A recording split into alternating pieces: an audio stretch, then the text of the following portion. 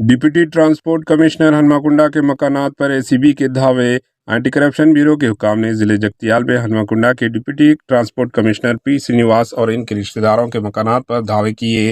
Deputy transport commissioner पर आमदनी से ज़ायद असासेजात जमा कर लेने के इल्ज़ामात के दरमियान ये धावे किए गए।